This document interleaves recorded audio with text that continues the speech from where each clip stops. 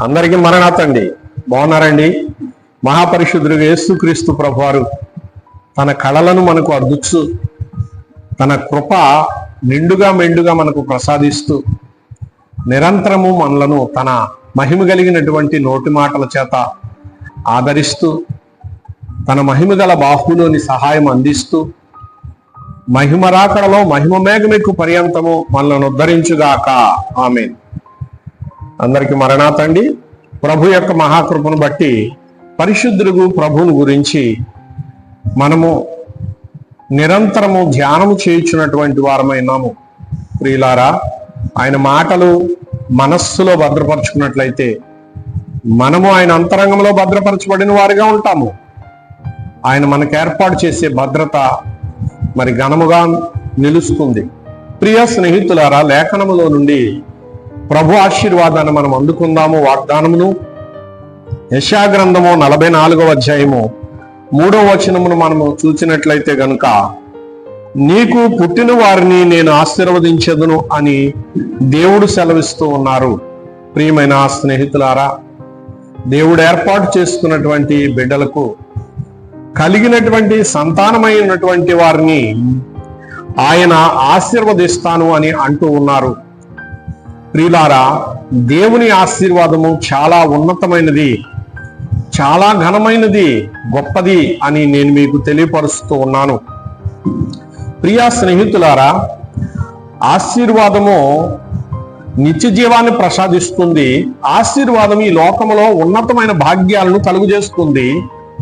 ఆశీర్వాదము ఆరోగ్యాన్ని ఇస్తుంది. ఆశీర్వాదము స్వస్థతను ప్రసాదిస్తూ అనారోగ్యమును తొలగిస్తుంది. ఆశీర్వాదము దురాత్మను వెళ్ళగొడుతుంది. ఆశీర్వాదము మనస్సుకు నెమ్మదిని కలిగిస్తుంది.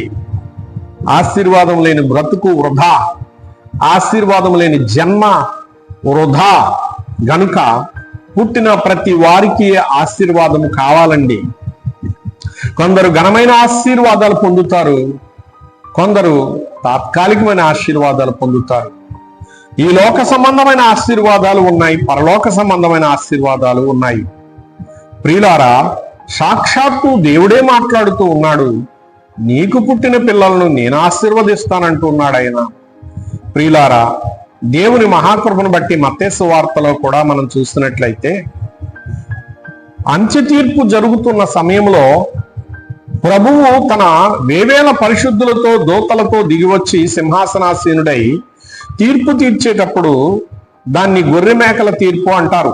ప్రియులారా, విశ్వాసులందరినీ కూడా గొర్రెలుగా పరిగణించి, అంటే దేవుని ఆశీర్వాదం పొందిన వారిగా పరిగణించి ఆయన సింహాసన కుడివైపునకు దేవదూతలు ప్రోగు చేస్తారు.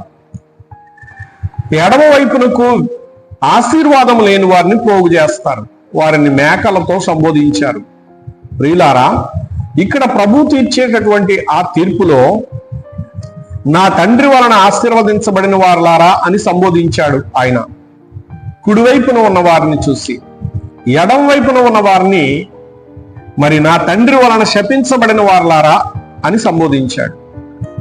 కుడివైపున ఉన్నటువంటి వారిని అలాగూ సంబోధించి ఏమంటున్నారు అంటే, మరి మీ కొరకు సిద్ధపరిచిన రాజ్యాన్ని మీరు స్వతంత్రించుకోండి, వెళ్ళండి అని చెప్తుంటే, ప్రభువా మాకింత భాగ్యం ఏంటి అని వారు ప్రశ్నిస్తున్నప్పుడు, నేను ఆకలి కొనగా మీరు నాకు ఆహారం పెట్టారు, దప్పికొనినప్పుడు నీళ్ళిచ్చారు అని కొన్ని మేలైన ఉపకారాల గురించి అని చెబుతూ ఉన్నాడు. ప్రభువా మేము ఎప్పుడిచ్చాము, నీవెప్పుడొచ్చావు అంటూ ఉంటే, నా పేరట వచ్చిన ఒక దీనుని ఎడల నీవు జరిగిస్తే అది నాకు జరిగించినట్లే అన్నారు. ఎడం వైపున ఉన్నటువంటి వారు ఈ సత్క్రియలు చేయలేదు. అందువలన అపవాది కొరకు సిద్ధపరిచిన అగ్నిలోకి వెళ్ళారు. ప్రియులారా, ఆశీర్వాదము నిత్య జీవాన్ని ప్రసాదిస్తుంది.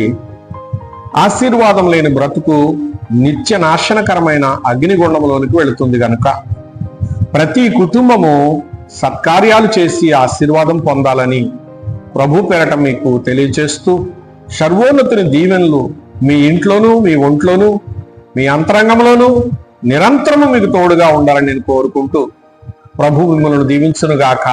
చిన్న ప్రార్థన చేద్దాం. ప్రాణప్రియుడైన యేసు ప్రభువా, మీకు స్తోత్రములు.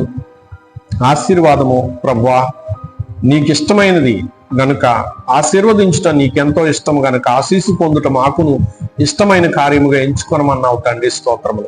అలాగును ప్రతి ఒక్కరు ఆశీర్వదించబడి బహుగా ఫలించు భాగ్యవంతులుగా ఇహపరాలలో ప్రభువా నీ కళ్ళతో వర్ధిల్లు తేజరిల్లు ధన్యతనిమ్మని యేసు వారికి అప్పగిస్తున్నాను పరమ తండ్రి. ఆమేన్. పరమదేవుని కృపా సమాధానములు అందరికి తోడైండుగాక. ఆమేన్.